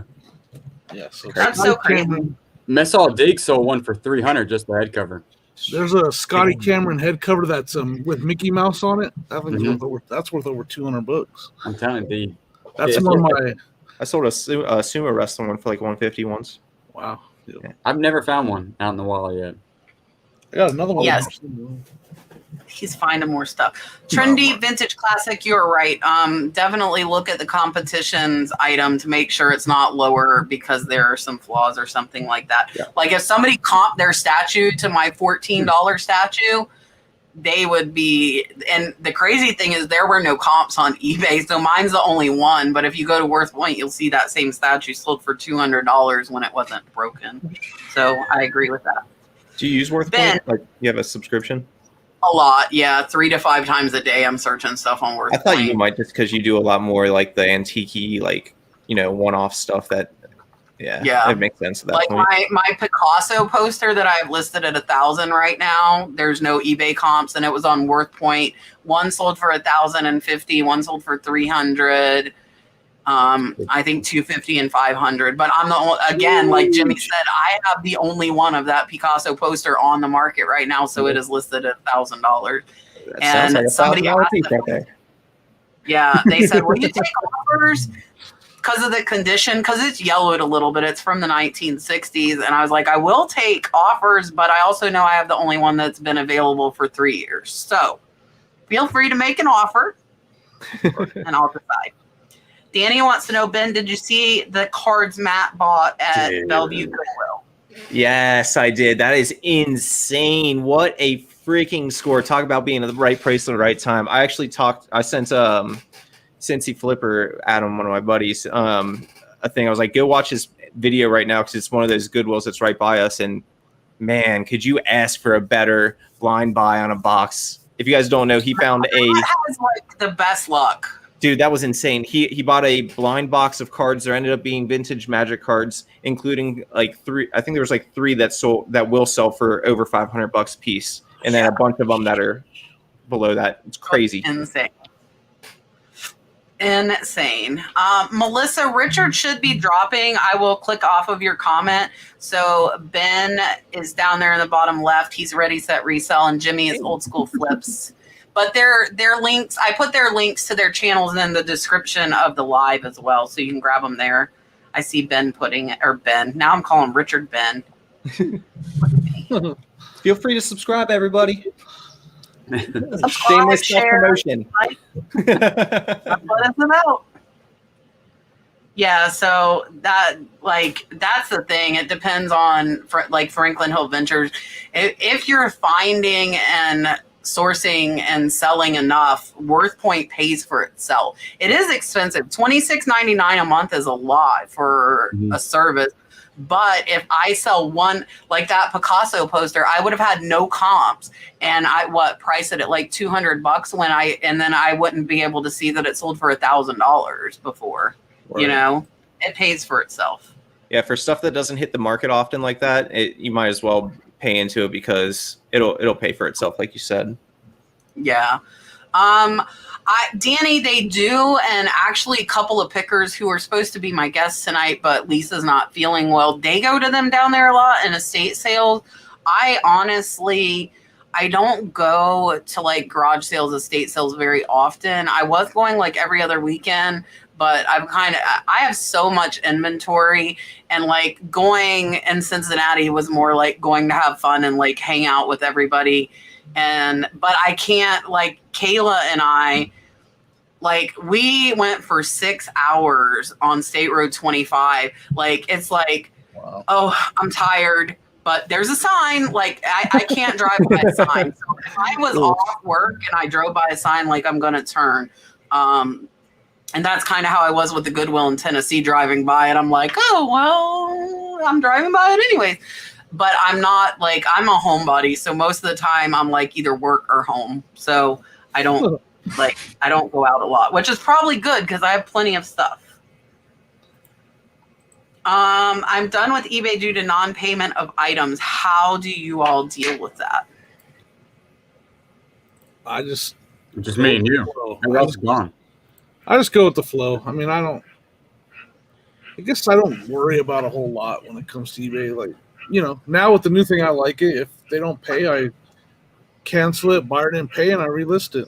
I mean, it gets easier when you have more. You know, I have just over 1,100 listings, I think, so it doesn't become as big of a deal to me, I guess, and I just deal with it and move on. Yeah, you can somebody said require immediate payment. I actually still don't do that, but I think now is it 4 days and you just relist for non-payment? Yeah, 4 days. But cancel, buyer didn't pay. Yeah, but you're right. It's so much easier. In the beginning, I would stress out because I needed that sale because, you know, like, man, I need that. But now if they don't pay, actually, to be honest with you, 4 days goes by and I'm like, do I have something pending? And then I'll go look because so much is, you know, going in and out. So, but it's easier now with the 4 day thing. Yeah, I don't worry about it. I have, I think, 2 waiting for payment right now, but I think if you dwell on that, then it's going to tick you off and annoy you, which is probably what it's doing. I do not require immediate payment because I have best offer on, and most of my stuff does sell through best offer. I'd say probably 80% of it. Mm-hmm. And that would negate that anyway. So I don't set it. Yeah, I kind of pedal to the metal through it. Like, if I just keep going, like somebody else will buy it. Worrying about they didn't pay. When you're thinking about someone, I got something, I'll pay. Just go list instead, and kind of. That's my theory. Is like pedal to the metal through whatever's going on, you know. And like those are like trigger moments for me to go list. Like when, you know, customers, you know, wants a return or complaining, I'm like, I need to go list to get my mind off of it and to kind of push through anything that's going on. So that's I haven't had a real non-payment where I had to cancel. I probably had one in the last week, but other than that was it. I had like 7 pending the other day, and they all end up paying like a day later. And as you grow, it happens more. Just so you know, if you add, I mean, but I only have 2 right now. Yeah, I only have 1. Ben, do you want to answer that? So she said she was saying she's done with eBay because of all the non-paying buyers. So how do you deal with that? I don't really have a problem with non-paying buyers. I mean, if they don't pay, it closes in 3 days, then gets relisted automatically, and that's a strike against their account at that point. Otherwise, I don't mind sitting on an item for another couple of days if it's something that sells. I don't really have an issue with non-paying buyers really because I don't do a ton of auctions. Sorry about that. I had to cut out. I heard a raccoon. I had to go fight him real fast. I won. I was going to say, who won? I won. I own the trash can. He cannot come in my house. Flippy McPherson, I use lists perfectly. I love it. I will say I do have a code. You can use code the Nurse Flipper for 30% off the first month. I tried, I think it was Vindu or something. But they didn't have Facebook and I didn't like it. So I haven't really tried any other. What like cross posting do you guys use? I don't cross post. I'm literally only on eBay. I cross post if it's an item that I think will do well on multiple platforms. Like if I have like I just got those big GI Joe lot, I'll probably cross list those onto Mercari and onto eBay. I don't use any special service for it. I've been reached out to by a bunch of different services, but I've never actually pulled the trigger and bought one. I just don't see the value in it for me because I'm not someone who wants to go in and pull listings once something sells. I'm just honestly, I'm too lazy to do that. No, I use List perfectly, and when I got it, I was cross posting a ton, but I was noticing that eBay was moving so quick with these golf clubs that it was taking so much time to go to Mercari and take them down. So I haven't cross posted in I think a month or two, but I do have List perfectly when I was cross posting. It's very fast, very very fast. Yeah. I only do it when it seems like it would be worth it for the item. Like if it's like a higher end clothing piece, I might cross post it to Poshmark if it's a designer or Depop if it's vintage or something like that. But like, I'm not going to go and cross post my, I don't know, like Peter Millar polo shirt or something like that. That's Millar. Dude, I mispronounce every brand. You should have seen how much hate I got on that. Like say the Yves Saint Laurent video. I had to learn how to say that because it's not Saint Laurent, contrary to popular belief here in Cincinnati. I had one on my last video with a correction of my pronunciation. And and it's funny, I'm like, I'll try and remember, but chances are I'm probably not going to.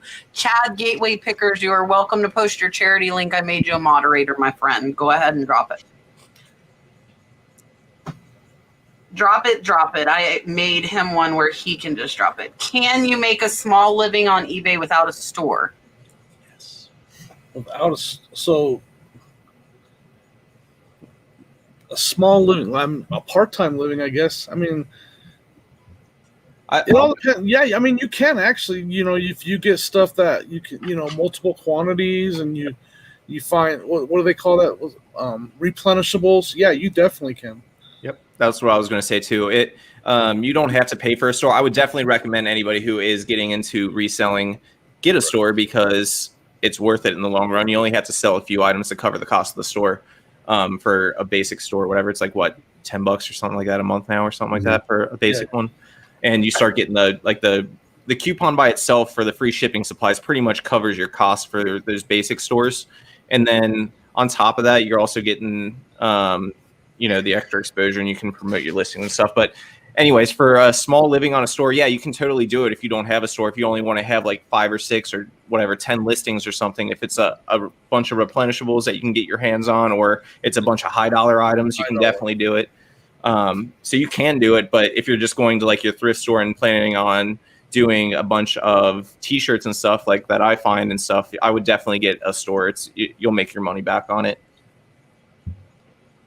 Get what they said. I don't know how many listings you get without a store, so I have no idea. I think it's cheap. But I mean, it depends. Like, what if you're selling all $250 VCRs? Like, it really depends on what you're listing. Like, you could be listing. I've seen people with like insane 90-day totals kicking my butt with like 100 listings. Yep. Right. It just depends on what you're selling. Yay, Melissa! I'm glad. Yeah. I have not sold anything during the show, but I have not listed. I've not listed. Look, Renee says she's using a sticker. Our goal is to earn 5-star positive feedback. So I got the card, but the issue was I couldn't get in the habit of putting them in.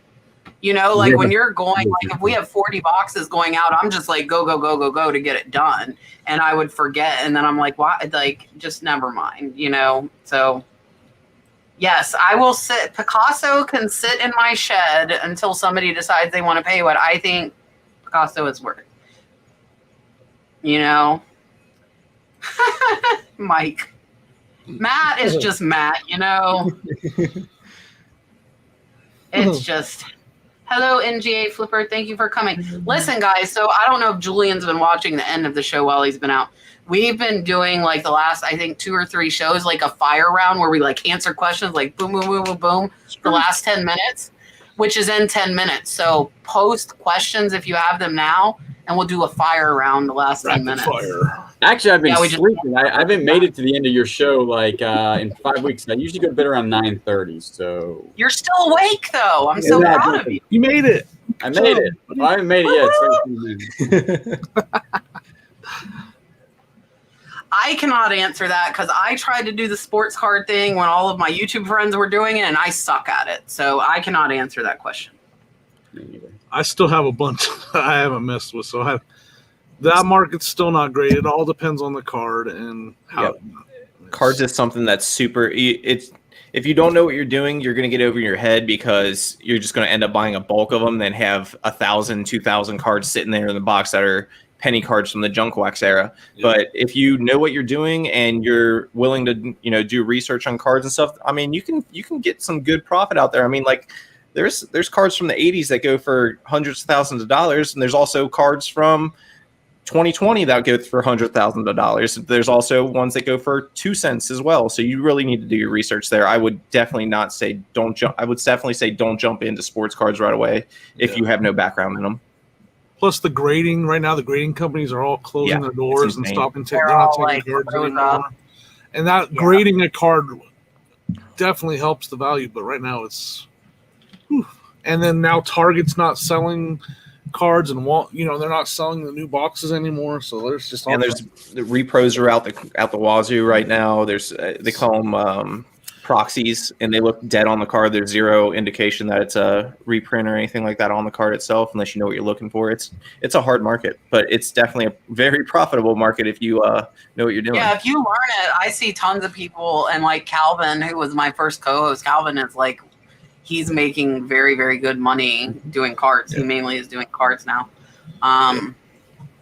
Jimmy, let's go. We're not going to fire round yet. We have 8 minutes, so we can slowly answer questions right now. Have you figured out a possible eBay algorithm to help your sales? I think we would all like to know that. I will just say that first. But I don't think I figured it out. I just know what works. I figured out what works for me. I try to take the best pictures I can. I try to list every day. I run sales. I promote. And that's where it works great for me. I have no complaints. I'm selling a lot of stuff, making good money doing it. So, I mean, that's the closest, I guess, to figuring it out that I am. My turn? Yeah, okay. I'll drop the eBay secret here. Cat, make me big screen real fast. Big screen. I wonder if he's going to say I'm doing big it. Screen. There we you go. You ready? White erase board. The secret to being successful on eBay is getting items and listing them correctly. That is the secret. That's all you have to do.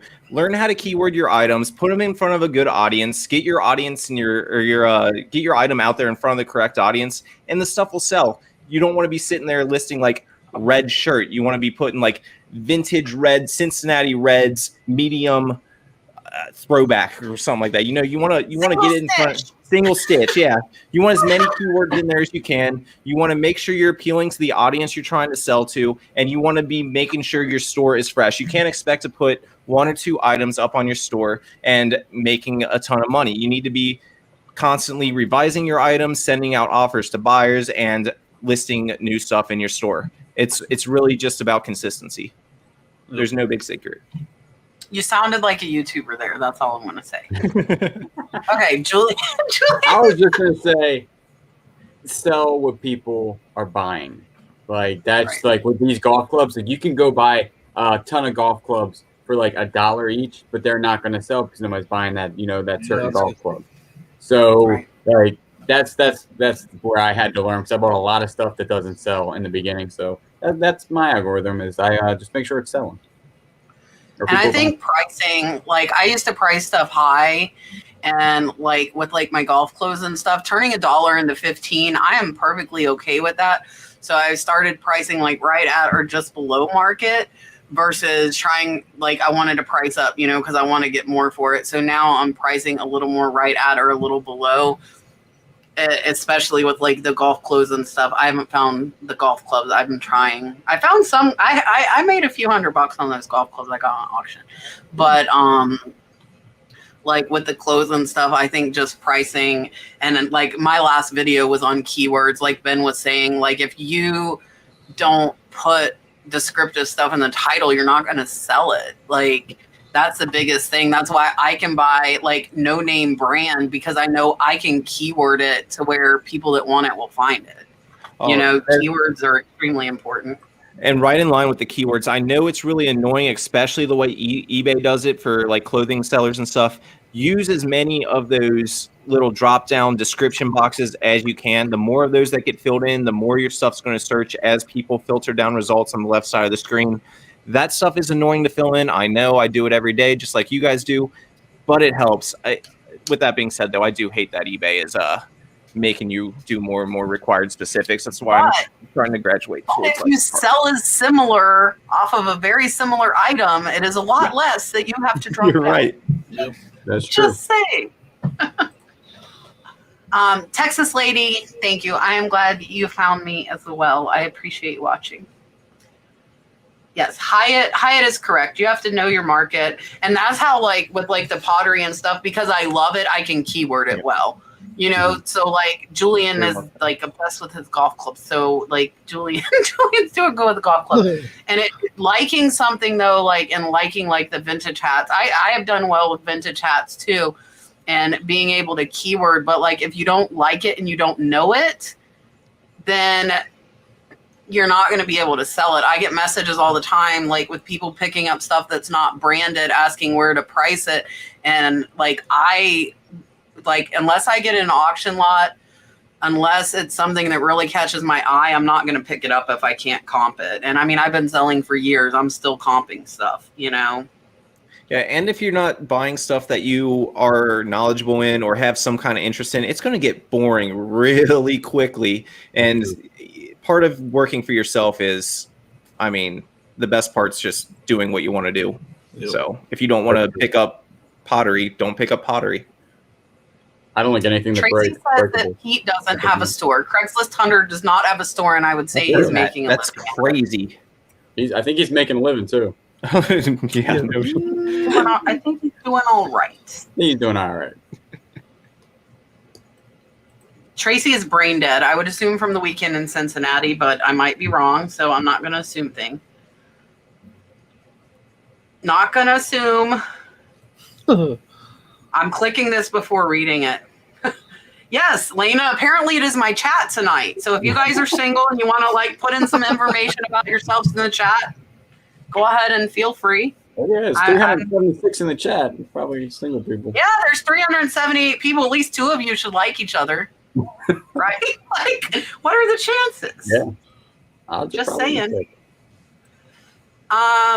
Chat, I like it a lot, especially like now for the lives, being able to go live without Dalton running and screaming and jumping and climbing. And I know a lot of you love Dalton. I love Dalton too, but sometimes like it's hard to talk and discuss and have him climb all over me and be swinging, you know, a bat at my head and throwing a ball at my head. So it's nice to be able to come out and do the weekly live from the shed. And it's really nice to have all the stuff out of my house, to actually have like a dining room table that I didn't see for years, you know, like flat space never existed in my house for a very long time. And now it does. I am seriously considering switching, because I've been really bad about listing and then I leave it in a cart here and I don't go put it in the inventory sheds. So I'm thinking about like going, and I know Kayla does it. We were talking about it over the weekend. Like she puts everything like after she listed in the banker box and then it goes on the shelf, but I don't know how I would switch that because I have 2 sheds full of inventory. I'd have to like, I guess, let some of it empty out and start replacing it with banker's boxes. But that way I can carry out a banker's box full rather than throwing all this stuff in a cart and then I bring it one by one and find a place to put it. It's been kind of annoying. All right, we're getting close. We're going to do, yeah, you guys better have asked questions or it defeats the purpose. There was a lot of questions that went by. Okay. We're going to do So that Power means I round. gotta answer it quick. I'm You gotta answer it really fast. nervous. Fire round. What's everyone's item to sell? Favorite item to sell? Favorite toys. Video games. Golf clubs. Pottery. Is Pokemon selling good? Yes. Yes. I found a Pikachu one time. Do you sell strictly on eBay online, or do you have a booth at a mall too? Strictly eBay. All online. I do online, but also very few local sales, like for very big items. All online. I don't people well, and the booths near me don't have any openings. You people well this weekend? Yeah, I saw pictures. You were people in well. You were people in well. But I could also go hide and not be near 50 people at once. Not when I'm holding your hand up. Thanks, Ben. Someone asked if I could lower the shipping on an item they already bought at $5. Would you do that? If so, how? Yeah, I mean, you can send them an invoice with a lower shipping rate, but I would find out what it's going to cost you first. So, I mean, so you can do it. I just don't. I would. I Jimmy, just that's think you already not agreed to the fast enough. sale. It's a fire round. Go Sorry. faster. You already agreed to the sale. Yeah, I agree. Yeah, I would say no to that. I would say no as well. Say something mean to me to make me start listing.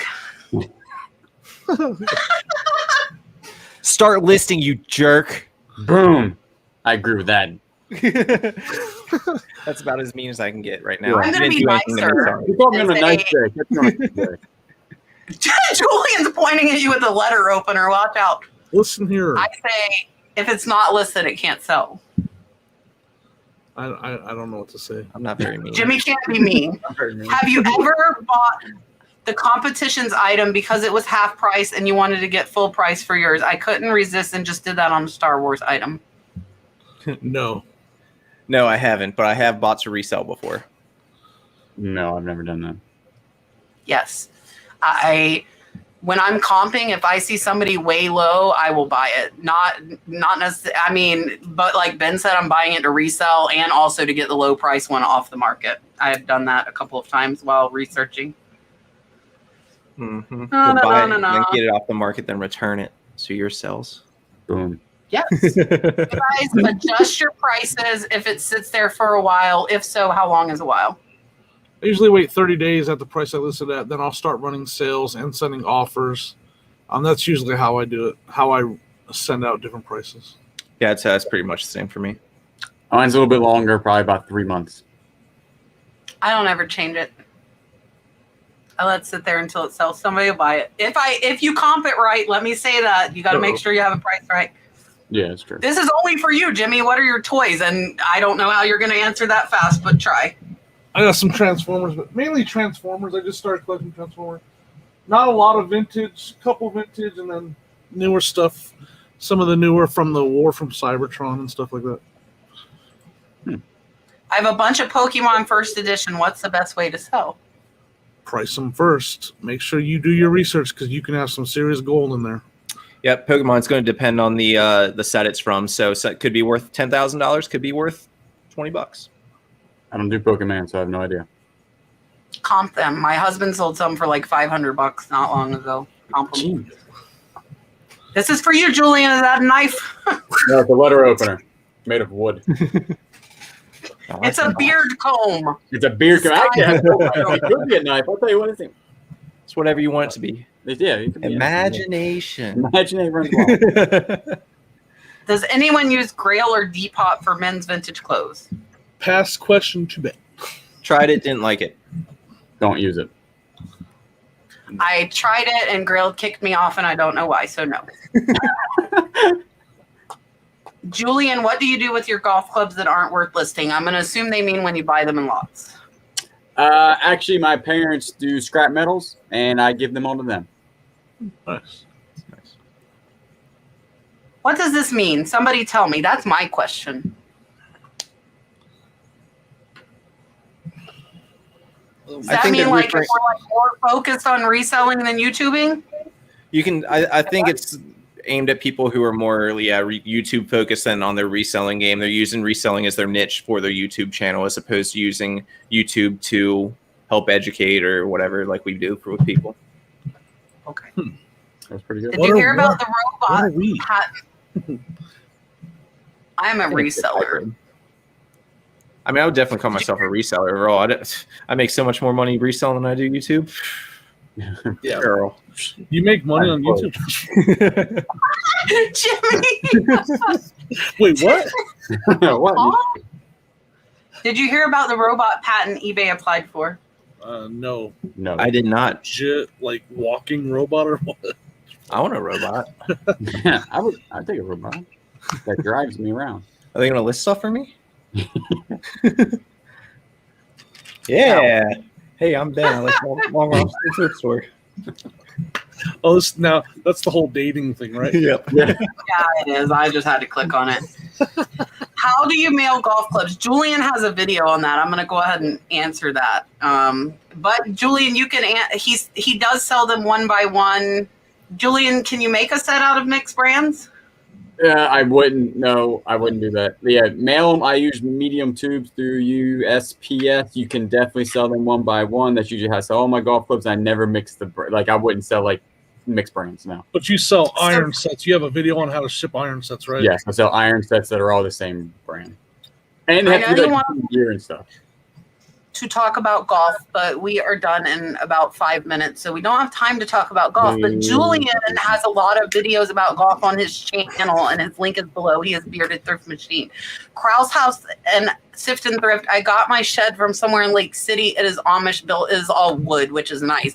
My other shed is a inventory shed, is metal sided, and I like the wood one better. It's a lot nicer. I had this one custom built though. What is the market for vinyl, and how do you ship them? I don't know a lot about it. I know that classic rock and 80s rock and stuff like that's hot, but I don't know too much about it. I don't do a ton of vinyl, but how to ship it. When you ship it, you want to make sure that the disc inside is not moving around because it will scratch it up and it can damage the vinyl itself. Never sold one. I've actually heard it's better to take the record out of the case. Yep. A lot of times it is, yeah. Didn't know that. Yeah, otherwise it's going to bounce around. It'll mess up the art of the case. Huh. How do you guys keep up with your store items so you can easily find what sells? I have shelves labeled.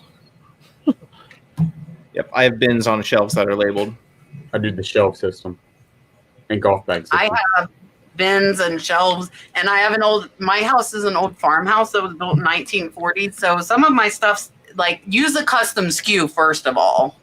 That's where you should be putting it. And yes. Some of mine says canning room stove oven. I put stuff inside of the oven because the oven's still in there, even though we don't use it.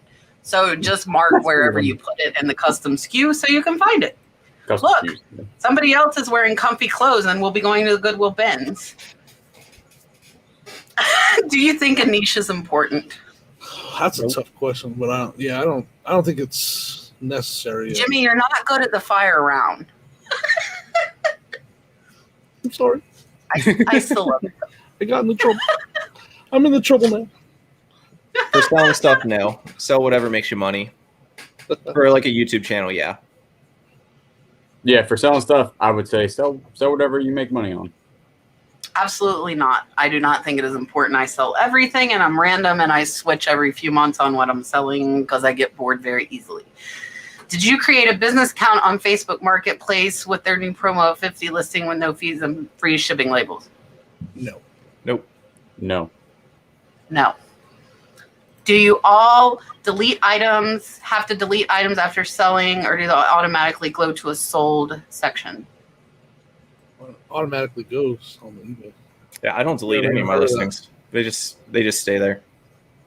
If you're talking about off the other platforms, I don't know a lot about. you do have to delete them. Yeah, if you're I don't know. Okay. Marshall wants to know highest sale. So DVD VCR combo for $800. My highest single sale was Telescope 2300. Jeez, I'm way low. I did like this thing for like balding men, and it was like a laser, and I only sold it for like $450, I think.